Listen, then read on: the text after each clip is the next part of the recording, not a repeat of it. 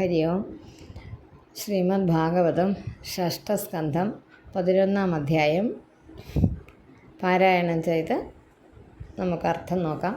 ഇത് വളരെ ചെറിയ അധ്യായമാണ്, 27 ശ്ലോകങ്ങളുള്ള. അതിനകത്ത് വൃത്രാസുരൻ്റെ ഭക്തിയെക്കുറിച്ച് പ്രത്യേകമായി പ്രതിപാദിക്കുന്നു. വളരെ ആചാര്യന്മാരൊക്കെ ഒരു വൃത്രാസുരനാണ്, അദ്ദേഹത്തിൻ്റെ ഒരു പ്രാർത്ഥനയുണ്ട്. ഭഗവാനോട് ചെയ്ത പ്രാർത്ഥനകളിൽ വെച്ച് വലിയൊരു പ്രാർത്ഥനയായിട്ട് അതിനെ കാണുന്നുണ്ട് ആചാര്യന്മാർ. നമുക്കറിയാം, നാഗപൃഷ്ടം അങ്ങനെ ഒരു നാഗപൃഷ്ടം എന്ന് വെച്ചാൽ പാരമേഷ്ട്യം സാർവഭൗമം രസാധിപത്യം എന്ന് പറഞ്ഞാൽ അത് 2-3 പ്രാവശ്യം പറയുന്നുണ്ട്. പ്രഹ്ലാദനാൽ പറയപ്പെടുന്നുണ്ട് പ്രഹ്ലാദ കഥയിൽ. പിന്നെ ഇവിടെയുണ്ട്. പിന്നെ വേറെ ഒരു ഭാഗത്ത് കൂടി ആ ശ്ലോകം വരുന്നുണ്ട്. ഭാഗവതത്തിൽ 3 പ്രാവശ്യം ആവർത്തിച്ച് വരുന്നതാണ്.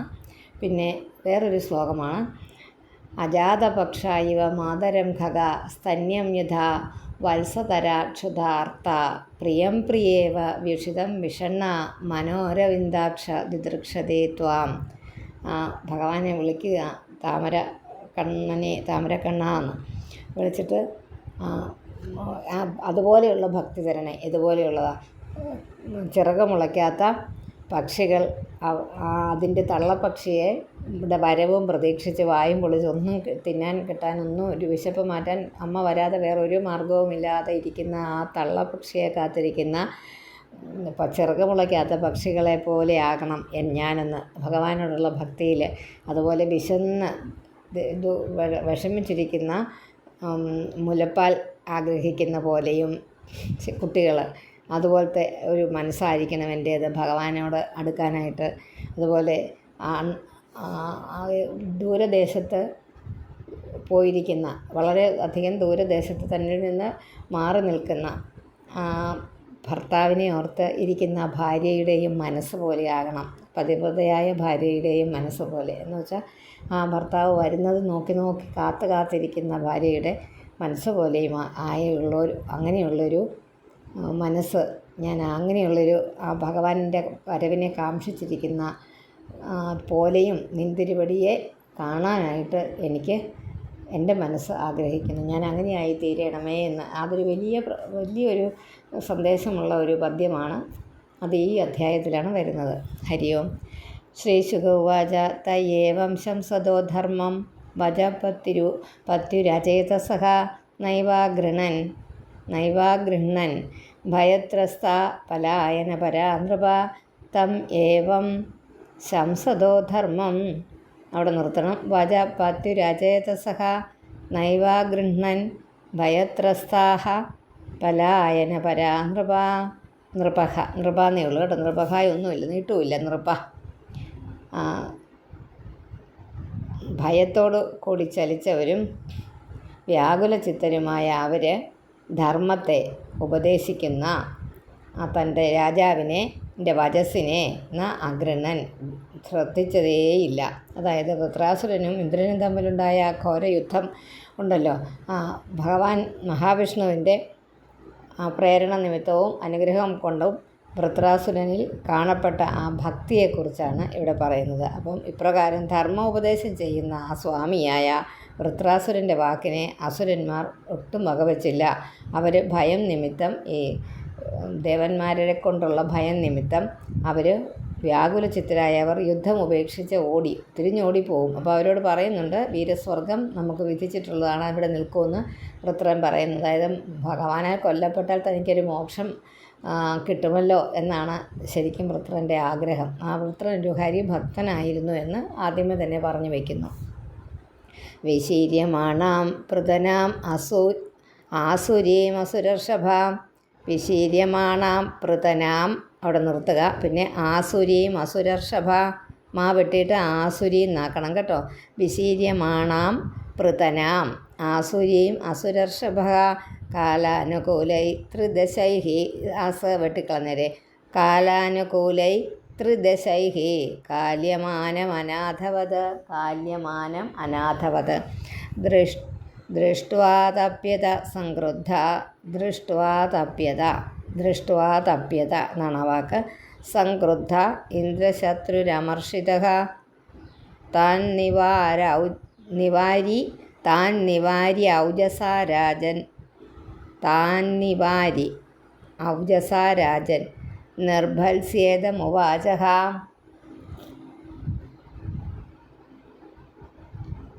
താൻ നിവാര്യ താൻ നിവാര്യാണ് താൻ നിവാര്യ ഔജസ ഓജസ എന്നാണ് താൻ നിവാരി ഓജസ രാജൻ. അത് താൻ നിവാരി ഔജസ രാജൻ എന്ന് തന്നെ വായിച്ചാൽ മതി. നിർഭത്സ്യേതം ഉവാചഃ രണ്ട് പദ്യത്തിൻ്റെയും കൂടെ ഒന്നിച്ചാണ്. വിശീര്യമാണാം പ്രതന കാലാനുകൂലൈ ത്രിദശൈ കാലാനുകൂലൈ അനുകൂലമായ കാലത്തോട് ദേവന്മാരാൽ കാലത്തോടു കൂടിയ ത്രിദശൈ ദേവന്മാരാൽ കാല്യമാനാം ഓടിക്കപ്പെട്ടതും വിശീര്യമാണാം ചിതറിപ്പോയതുമായ പോകുന്നതുമായ ആസുരീം പ്രധനാം അസുര സൈന്യത്തെ സൈന്യത്തെ അനാഥനാക്കിക്കൊണ്ട് അനാഥനായി കണ്ട പോലെ കണ്ടിട്ട് പരിതപിച്ചു സംക്രുദ്ധ വളരെ ക്രോധിച്ചവനും ഉള്ളവനും ഇന്ദ്രശത്രുവുമായ ആ അസുരപതിയായ വൃത്രാസുരൻ ഇന്ദ്രശത്രുവുമായ ആ അസുരരാജാവ് ഓജസ ബലത്താൽ താൻ അവരെ നിവാരണം ചെയ്തിട്ട് നിർഭത്സ്യ ശകാരിച്ചിട്ട് ഇതം ഉവാച ഇപ്രകാരം പറഞ്ഞു.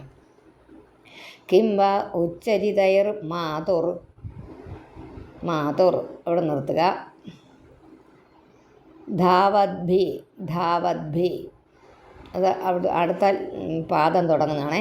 കിംവ ഉച്ചരിതൈർ മാതുർ ധാവദ്ഭി പൃഷ്ഠതോ ഹതൈഃ നഹി ഭീതവധശ്ലാഘ്യോ ന സ്വർഗ്യ ശൂരമാനിനാം.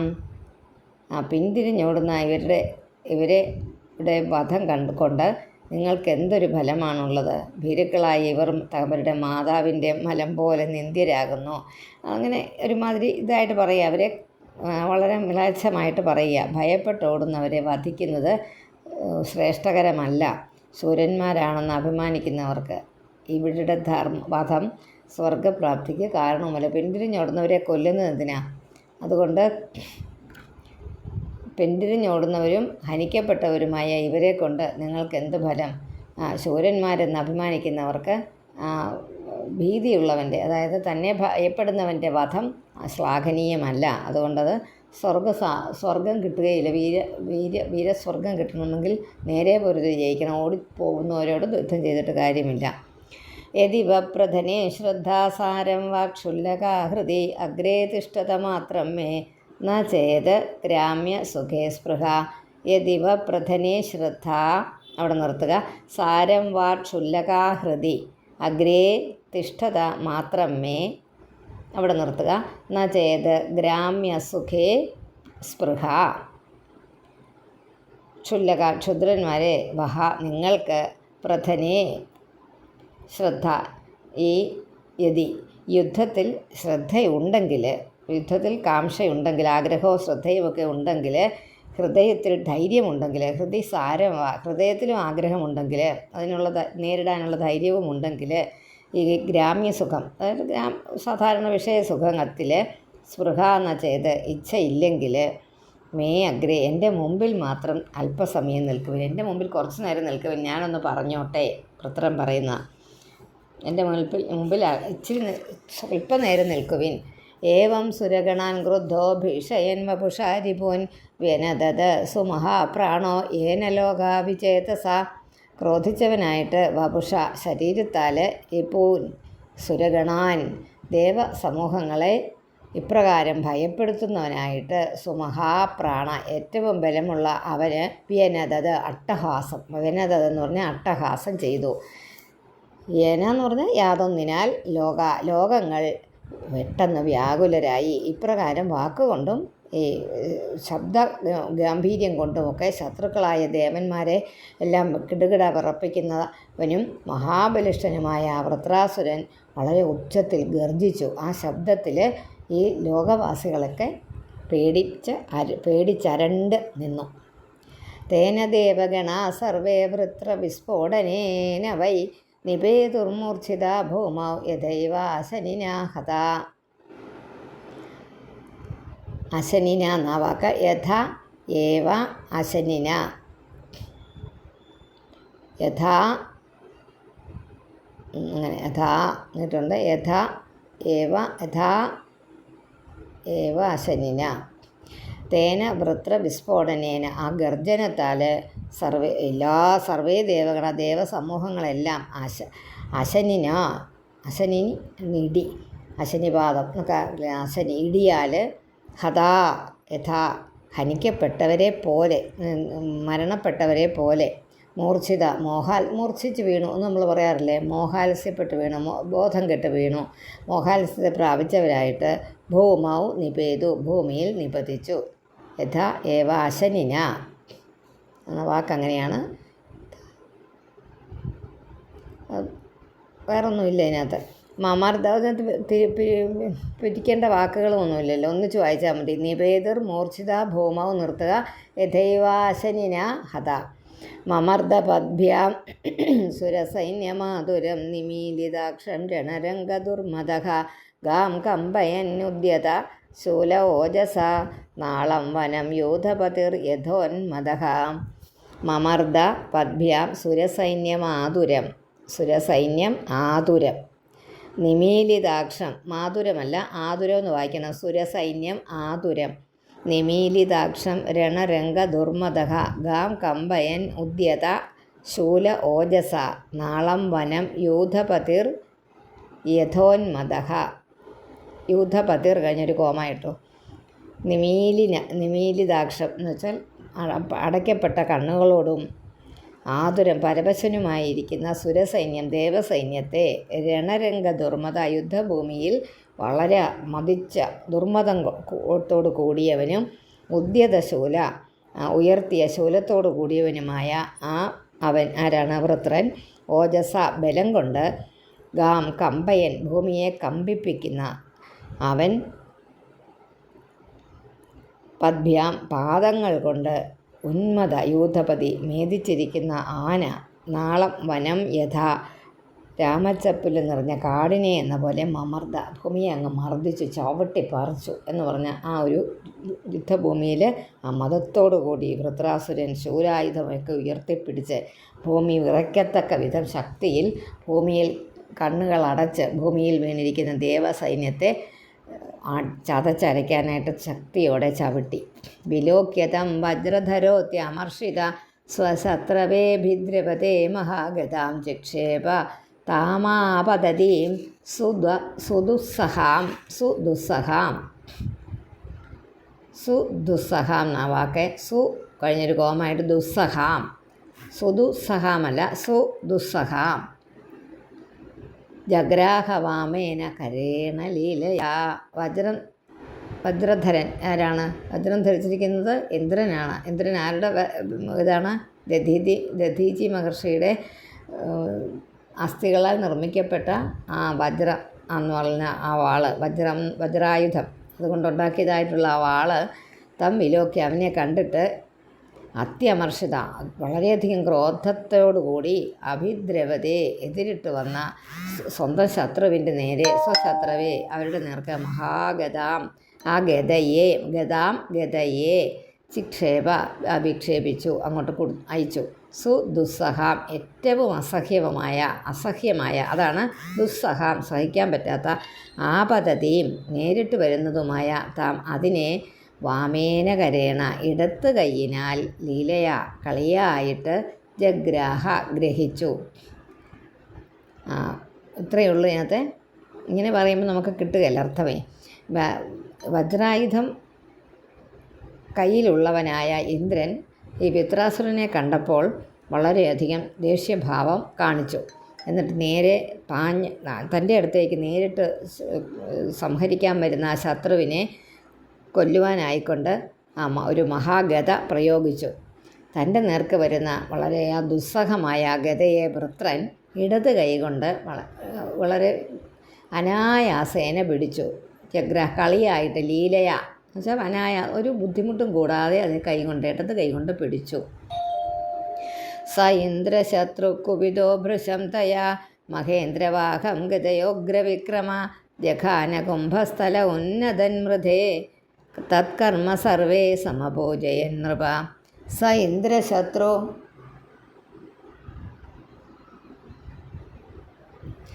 ഇന്ദ്രശത്രുകുപിതോ ഭൃശം തയാ മഹേന്ദ്രവാഹം ഗതയോഗ്രവിക്രമ ജഘാനകുംഭസ്ഥല ഉന്നതൻ മൃധേ തത്കർമ്മ സർവേ സമപൂജയൻ നൃപ.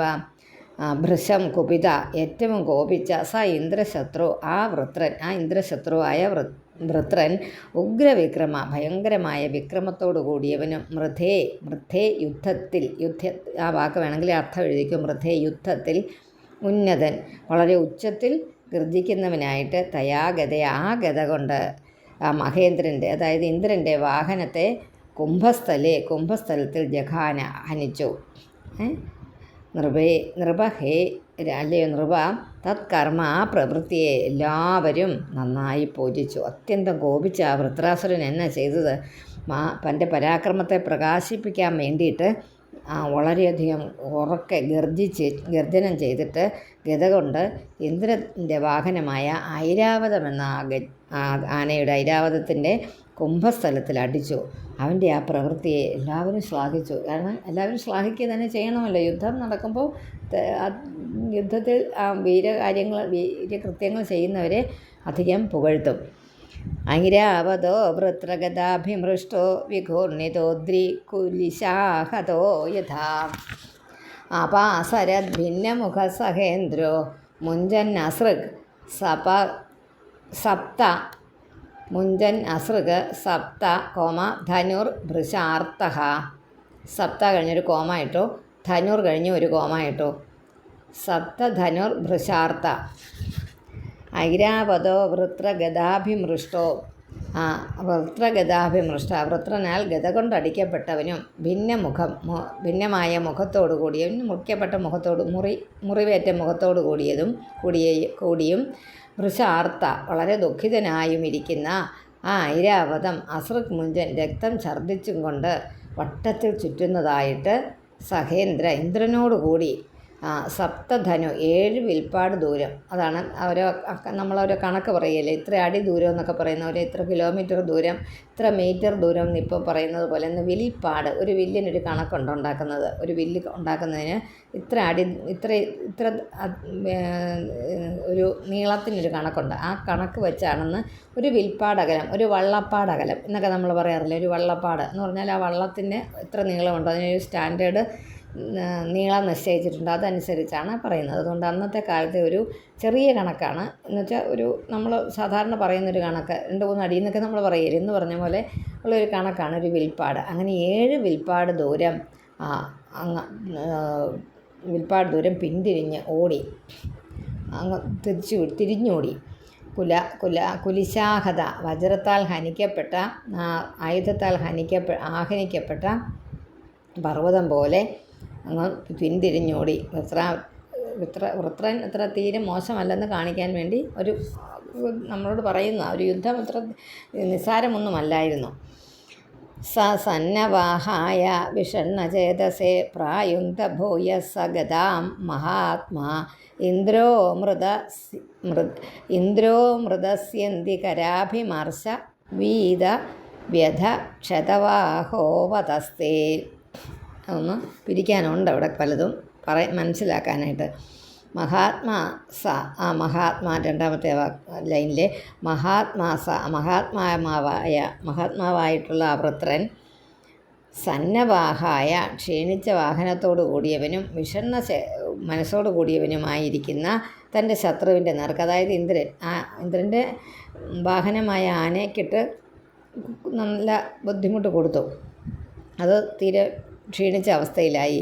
അതുകൊണ്ട് തന്നെ ഇന്ദ്രന് ഇത്തിരി ക്ഷീണാവസ്ഥയിലാണ്. അതായത് വിഷാദിച്ചിരിക്കുന്ന ചേതസ് മനസ്സോട് കൂടിയവനുമായ നേർക്ക് പിന്നെയും ഗതയെ പ്രയോഗിച്ചില്ല. ഇന്ദ്രൻ അമൃതസ്യന്തി കരാഭിമർശ വീത വ്യഥക്ഷതവാഹ. അതാണ് ഒന്നിച്ച വാക്ക്. ഇന്ദ്രോമൃത എന്നില്ലേ, ഇന്ദ്ര അമൃതസ്യന്തി കരാഭിമർശ വീത വ്യഥ ക്ഷതവാഹോപതസ്തി, ക്ഷതവാഹക വരെ ഒന്ന് അന്യ അവതസ്തി എന്നുള്ളത് വേറൊരു വാക്ക്. മറ്റേതൊന്നിച്ച് നമ്മൾ അർത്ഥം പറയുകയാണ്. ഏതാ? അമൃതസ്യന്തി കരാഭിമർശ വീത വ്യഥ ക്ഷതവാഹ. അമൃതം ഒഴുകുന്ന കൈകൊണ്ട് തലോടിയത് കൊണ്ട് നശിച്ചിരിക്കുന്ന ദുഃഖത്തോടു കൂടിയും, പിന്നെ എന്താ, മുറിപ്പെട്ടിരിക്കുന്ന ക്ഷതവാഹം എന്ന് വെച്ചാൽ ക്ഷതമായ മുറിക്കപ്പെട്ട വാഹനം, അതായത് ഐരാവതത്തിന് മുറിപ്പെട്ടിരിക്കുന്ന വാഹനത്തോട് കൂടിയവനായിട്ട് അവതസ്തേ സ്ഥിതി ചെയ്തു. ആര്? ഇന്ദ്രൻ. അവതസ്തേ എന്ന വാക്ക്. ഇപ്പം നിങ്ങൾക്കെല്ലാം കിട്ടിയല്ലോ. ഇന്ദ്രോമൃത അവിടെ ഒന്നിച്ച് നിർത്തുക. ഇന്ദ്ര അമൃത സ്യന്തി കരാഭിമർശ വീത വ്യഥ അവിടം വരെ നിർത്തുക. ക്ഷതവാഹോപതസ്തേ നമുക്ക് നിർത്താം അവിടെ, കാരണം അതൊന്നിച്ചൊരു ക്ഷതവാഹം എന്ന് പറഞ്ഞൊരു വേറൊരു വാക്കായിട്ട് നമുക്ക് കാണാം. അപ്പം അല്ലെങ്കിൽ നിങ്ങൾ ഒന്നിച്ച് വായിക്കുമ്പോൾ തെറ്റും. അപ്പം ഞാനിങ്ങനെ പറയുന്നത് പോലെ ചെയ്യുക. ഇന്ദ്രോമൃതസ്യന്തി കരാഭിമർശ വീത വ്യഥ, പിന്നെ ക്ഷതവാഹോപതസ്തേ. നിർത്തേണ്ടത് മനസ്സിലായല്ലോ. ഇന്ദ്രോമൃതസ്യന്തി കരാഭിമർശ എന്ന് പറഞ്ഞാൽ മതി. അവിടം വരെ വായിക്കാം. ഒന്നിച്ചല്ലേ, വായിക്കരുതോ? ഇന്ദ്രോമൃതസ്യന്തി കരാഭിമർശ വീതവ്യഥ ക്ഷതവാഹോ, വീതവ്യഥ കഴിഞ്ഞ് കോമ ഇടുക. പിന്നെ ക്ഷതവാഹോപതസ്തേ. അപ്പോൾ എന്താ, ഐരാവതത്തിനെ അടിച്ചപ്പോൾ അതിന് തളർച്ചയുണ്ടായി. പിന്നെ ഇന്ദ്രനും മനസ്സിൽ ദുഃഖമുണ്ടായി. അതിനാൽ വളരെ പരവശനായിട്ട് ഇരിക്കുന്ന ഇന്ദ്രനെ വേറെ ഒരു ഗത കൊണ്ടടിച്ചപ്പോഴേ ഇതൊക്കെ സംഭവിച്ചത്. ഗതയെ വൃത്രാസുരൻ പ്രയോഗിച്ചിരിക്കുന്നില്ല. ക്ഷീണിച്ചിരിക്കുന്ന ശത്രുവിനെ ഒരു കാരണവശാലും ഹിംസിച്ചുകൂടാ എന്നുള്ള ധർമ്മം മനസ്സിലാക്കിയിരിക്കുന്ന ഒരു മഹാത്മാവായിരുന്നു വൃത്രാസുരൻ. സതം നൃപേന്ദ്രാഹവ കാമ്യയാ രിപും ആഹവ കാമ്യയാ എന്നാണ് ആ വാക്ക്. സതം നൃപേന്ദ്രാഹവ കാമ്യയാ രിപും വജ്രായുധം ഭ്രാതൃഗണം വിലോക്യ സ്മരംശ്ച തത്കർമ്മ നൃശംസമം ഹഹ ശോകേന മോഹേന ഹസൻ ജഗാധ. സതം നൃപേന്ദ്രാഹവ കാമ്യയാ രിപും. നൃപേന്ദ്ര ആഹവ കാമ്യയാ. സതം നൃപേന്ദ്ര എന്ന് നിർത്തിയിട്ട് ആഹവ കാമ്യയാന്ന് വായിക്കുക. അപ്പം നല്ല വൃത്തിയായിരിക്കും. സതം നൃപേന്ദ്ര ആഹവ കാമ്യയാ രിപും വജ്രായുധം ഭ്രാതൃഗണം വിലോക്യ സ്മരംശ്ച തത്കർമ്മ നൃശംസമംഹ ശോകേന മോഹേന ഹസൻ ജഗാധ. വാക്കുകളുടെ അർത്ഥമൊന്നും പ്രത്യേകിച്ച് പറയാതെ ഒറ്റ ഇതിൽ നമുക്ക് പറയാം. അല്ലയോ രാജശ്രേഷ്ഠ, സഹോദരനായ വിശ്വരൂപനെ സംഹരിച്ചതുകൊണ്ട് ശത്രുവായിരിക്കുന്ന ഇന്ദ്രൻ യുദ്ധത്തിൻ്റെ ആഗ്രഹത്തോടുകൂടി ഈ വജ്രായുധവും ധരിച്ച് ഐരാവതത്തിന്മീതെ ഇരിക്കുന്നത് കണ്ടതുകൊണ്ടും, പിന്നെ ഇന്ദ്രൻ ചെയ്ത ആ മഹാപാപകർമ്മത്തെ ഓർത്തത് കൊണ്ടുമുണ്ടായ ദുഃഖം നിമിത്തവും അതിനാലുണ്ടായ മോഹം നിമിത്തവും വൃത്രാസുരനങ്ങ് അട്ടഹസിച്ച് ചിരിച്ചുകൊണ്ട് ഇന്ദ്രനോട് പറഞ്ഞു. എന്താണ് പറഞ്ഞതെന്ന് വൃത്ര ഉവാച. ഇന്ദ്രനോട് വൃത്രം പറയുന്നതാണ് വളരെ പ്രധാനമായിട്ടുള്ള ആ ഭാഗങ്ങളെ. വൃത്ര ഉവാച ദൃഷ്ട്യാ ഭവാൻ മേ സമവസ്ഥിതോ രിപുർ യോ ബ്രഹ്മഃ ഗുരുഃ ഭ്രാതൃഃ ച ദിഷ്ട്യാ നൃണോദ്യാഹമസത്തമത്വയാ മത് ശൂല നിർഭിന്ന ദൃഷദ് ഹൃദാചിരാത്.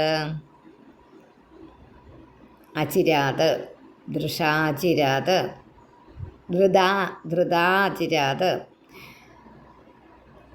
തൻ്റെ സഹോദരനെ, അതായത് വിശ്വരൂപനെ ഹനിച്ചവനും ശത്രുവുമായ ബ്രാഹ്മണനെ ഹനിച്ചവൻ. അതാരാ?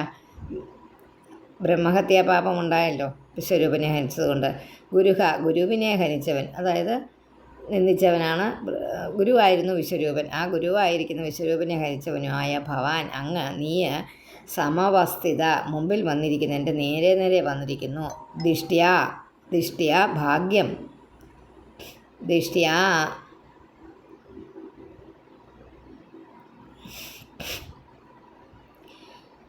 അസത്തമ അത്യന്തം നൃണോദ്യാഹം അസത്തമ അത്യന്തം നീച അസത്തായിട്ടിരിക്കുന്ന മത് ശൂല നിർഭിന്ന ദൃഷത് ഹൃദാ എൻ്റെ ശൂലത്താൽ മത് ശൂല മുറിക്കപ്പെട്ട കല്ലിന് തുല്യമായ ഹൃദയത്തോടു കൂടിയവനാണ് നീയെന്ന്. ആരാ? ഈ ഇന്ദ്രൻ എന്ന് പറയുക വൃത്രൻ. മത് ശൂല നിർഭിന്ന ദൃഷത് ഹൃദ കല്ലിനോട് തുല്യ എന്നുള്ള ത്വയ നീ നിമിത്തം അഹം ഞാൻ അചിരാതുടനെ ഋണം കടം തീർന്നവനായി വരും. ഞാൻ എൻ്റെ കർമ്മം ചെയ്യും, അതുകൊണ്ട് എനിക്ക് കടമുണ്ടാകുകയില്ല, എനിക്ക് പ്രശ്നം ഉണ്ടാവുകയില്ല. ഉണ്ടോ? അനിർണോ അദ്യാഹമസത്തമ. നേരത്തെ നമ്മൾ പറഞ്ഞു അദ്യാഹം അസത്തമ അത്യന്തം നീചന നീയ ദിഷ്ട്യ ഭാഗ്യം കണ്ടത് ഭാഗ്യം തന്നെ. ഇനി മുതൽ ആ വൃത്രൻ്റെ വാക്യമാണ് 14 ശ്ലോകം പറയുന്നത്. വൃത്രൻ്റെ വാക്യം: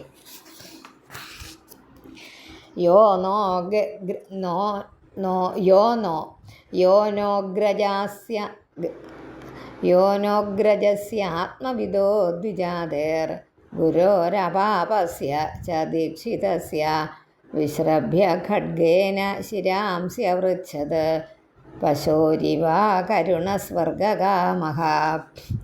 യോനോഗ്രജസ്യ ആത്മവിദോ ദ്വിജാതേർ. അതിനകത്തൊന്നും തിരുത്താനില്ല, വായിക്കാൻ പ്രത്യേകം ശ്രദ്ധിക്കണം. ഗജസ്യാത്മവിദോ അഗ്രജസ്യ ഞങ്ങളുടെ ജ്യേഷ്ഠൻ എന്നുള്ള അർത്ഥത്തിലാണ്. അഗ്രജസ്യ ആത്മവിദോ ദ്വിജാതേർ. യോനോഗ്രജസ്യാത്മവിദോ ദ്വിജാതേർ ഗുരോരപാപസ്യ. യാതൊരുവൻ യോ എന്നുള്ള സ്വർഗം കാമിക്കുന്നവനും കരുണയില്ലാത്തവനുമായിട്ട് പശുവിൻ്റെ എന്ന പോലെ എന്ന് വെച്ചാൽ മൃഗത്തിൻ്റെ എന്ന പോലെ അഗ്രജസ്യ ഞങ്ങളുടെ ജ്യേഷ്ഠനും ആത്മാവിനെ അറിഞ്ഞവനും, അതായത് ബ്രഹ്മത്തെ അറിഞ്ഞവനും ദ്വിജാതെ ബ്രാഹ്മണനും നിൻ്റെ ഗുരുവും പാപഹീനനും അപാപസ്യ പാപമൊന്നുമില്ലാത്തവനുമായ ദീക്ഷിച്ചിരിക്കുന്നവനുമായ, അതായത് ഒരു വ്രതത്തിലിരിക്കുന്നവനുമായ ശിരസ്സുകളെ വിശ്വസിപ്പിച്ചിട്ട് ഖഡ്ഗേന വാൾ കൊണ്ട് ആവൃച്ഛത് നീ ഛേദിച്ചു. ആരുടെ? വിശ്വരൂപൻ്റെ.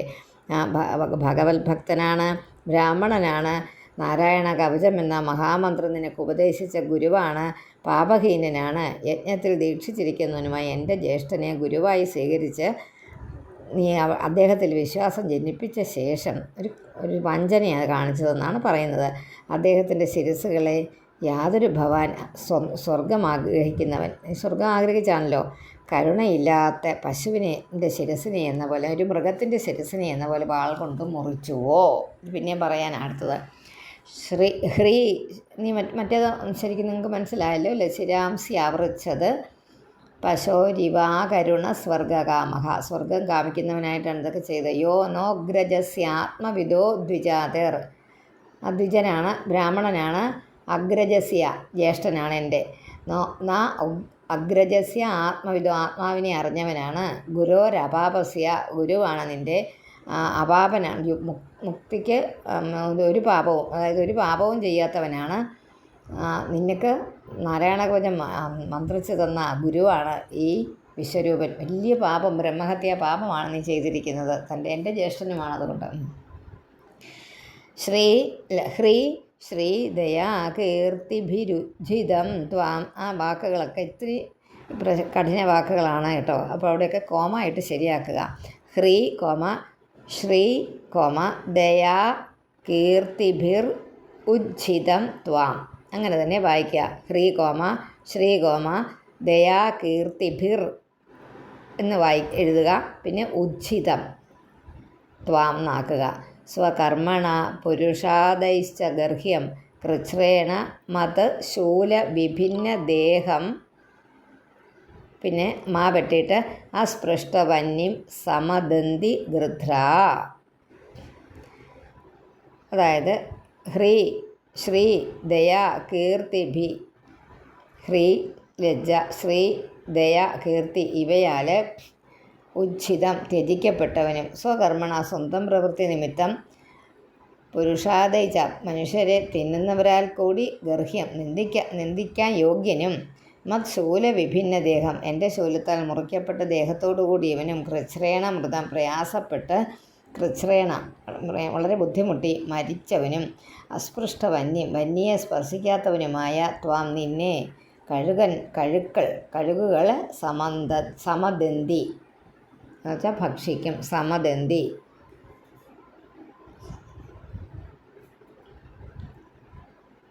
നിന്നെ ഭക്ഷിക്കും. അസ്പൃഷ്ടവന്യം പച്ചയ്ക്ക് തിന്നുമെന്ന്.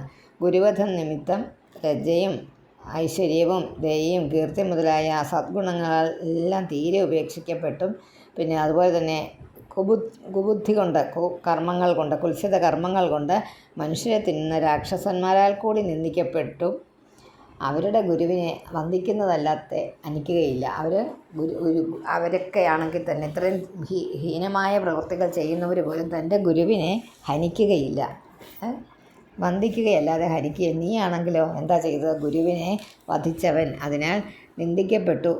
എൻ്റെ ശൂലത്താൽ ഇപ്പോൾ മുറിക്കപ്പെട്ട ശരീരത്തോടു കൂടിയിരിക്കുന്നു. എൻ്റെ സമീപത്തിൽ തന്നെ എടുത്തുകൊണ്ടുപോയി നിൻ്റെ ദേഹത്തെ ദഹിപ്പിക്കുവാൻ മതിയായ ഒരുവനില്ലാത്തത് കൊണ്ട്, ഇവിടെ ആരും ഇല്ലാത്തത് കൊണ്ട് നീ ഇപ്പം ചാകാതെ ഇരിക്കുന്നേ ഉള്ളെന്ന് കളിയാക്കി പറയുക. കഴുകുകൾ ഇപ്പോൾ ഭക്ഷിക്കും. ഞാൻ ഒന്ന് ചെയ്തു പോയാൽ കാക്കകൾ ഈ കഴുകന്മാരെ ഭക്ഷിക്കും. അന്യേനു യേ ത്വേഹ നൃശംസമജ്ഞ യേ ഹ്യുദ്യതാസ്ത്ര പ്രഹരന്തി മഹ്യം തൈർഭൂതനാഥാൻ സഗണാൻ നിഷാദ തൃശൂല നിർഭിന്ന ഗളൈർ യജാമി എന്നൊരു വാക്കാണേ. പിന്നെ അന്യേനു യേ ത്വേഹ നൃശംസമജ്ഞ.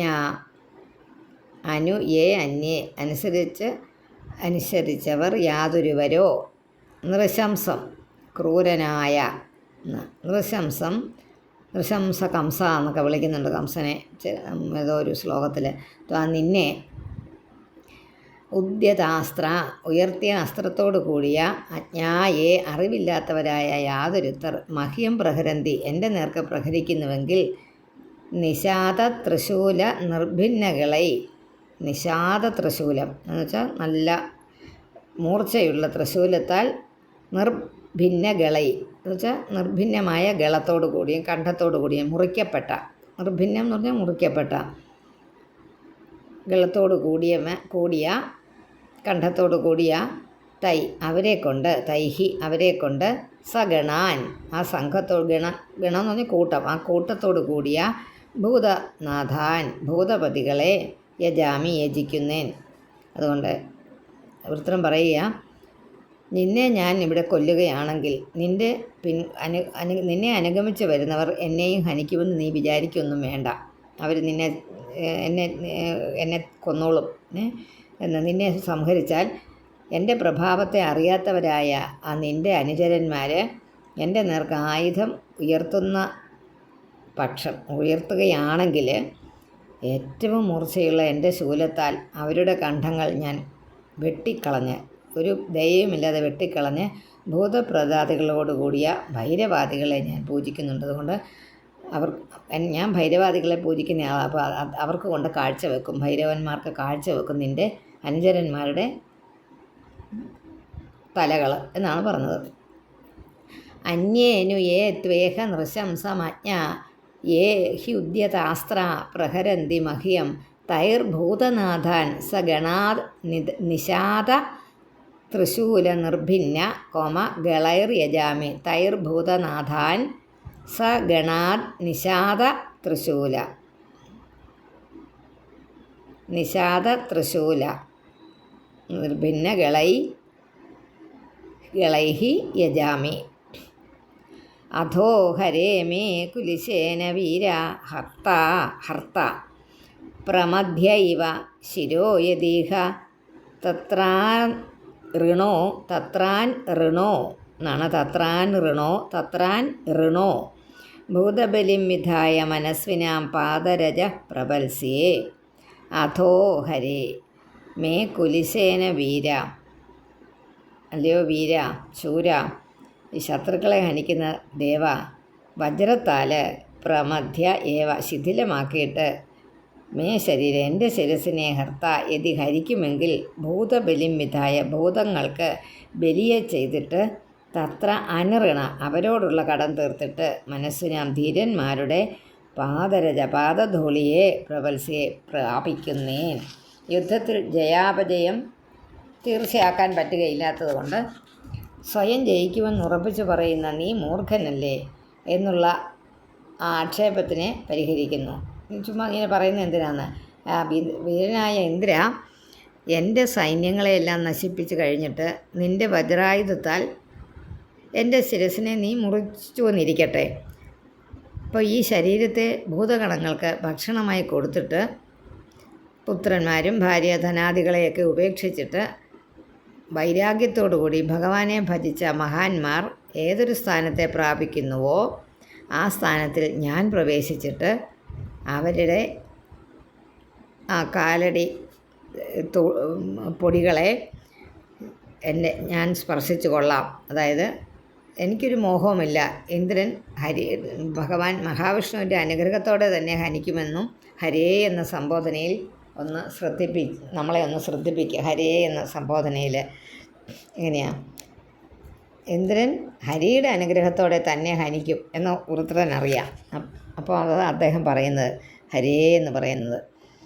അധോ ഹരേ കേട്ടോ, മേ കുലിശേന വീര ഹർത്ത പ്രമധ്യ ഇവ ശിരോ യദീഹ തത്രാനിഋണോ ഭൂതബലിം വിധായ മനസ്വിനാം പാദരജ പ്രബൽസി. അവൻ്റെ പാദധൂളികളെ ഞാൻ സ്പർശിച്ചു കൊള്ളാം. സുരേശ കസ്മാൻ നഹിനോഷി വജ്രം പുരസ്ഥിതേ വൈരിണിമയ്യ അമോഘം മാ സംശയിഷ്ട നഗദേവ വജ്രം സ്യാൻ നിഷ്ഫലം കൃപണാർത്ഥേവയാജ്ഞാം. സുരേശ, അല്ലേ ദേവന്മാരുടെയൊക്കെ ഈശനായ ദേവേന്ദ്ര, പുരസ്ഥിതേ മുൻപിൽ നിൽക്കുന്ന, നിൻ്റെ തൊട്ട് മുമ്പിൽ നിൽക്കുന്ന വൈരിണി മയി ശത്രുവായ എന്നിൽ അമോഘം വ്യർത്ഥമാകാത്ത വിലയില്ലാതാകാത്ത വജ്രം, അത്രയും വില പിടിപ്പുള്ളതല്ലേ, അത് വ്യർത്ഥമാക്കി കളയാതെ വജ്രത്തെ കസ്മാത് അത് ഏത് ഹേതുവായിട്ട് നഹിനോഷി പ്രയോഗിക്കുന്നില്ല. നീ എന്ത് കാരണം കൊണ്ടത് എന്നോട് പ്രയോഗിക്കാത്ത? മാ സംശയിഷ്ട സംശയിക്കേണ്ട കൃപണാർത്ഥ കൃപണനിൽ നിന്നും പ്രയോജനത്തോടു കൂടിയ യാജ്ഞ.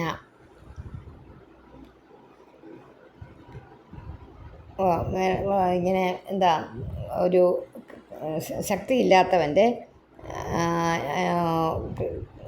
പ്രയോജനത്തോടു കൂടിയ യാജ്ഞ, പ്രാർത്ഥന എന്ന പോലെ അവന് അർഹതയില്ലാത്തവൻ്റെ ആ പ്രാർത്ഥന പോലെ വജ്രായുധം ഗത ഗത എന്ന പോലെ നിഷ്ഫലമാക്കിയിട്ട് നസ്യാത് ഭവിക്കയില്ല. അതായത് ജീവിതത്തെക്കാൾ മരണത്തെ തന്നെ താൻ ആഗ്രഹിക്കുന്നു. ഞാൻ ജീവിക്കാനൊന്നും ആഗ്രഹിക്കുന്നില്ല, മരണത്തെ ആഗ്രഹിക്കുന്നതിനെ കൊന്നോളാനാണ് പറയുന്നത്. ആഗ്രഹിക്കുന്നുവെന്ന അഭിപ്രായത്തെ ഒന്ന് വെളിയിലോട്ട് വിട്ടു. വൃത്രാസുരൻ തൻ്റെ മനോഗതത്തെ ഒന്ന് അറിയിച്ചു.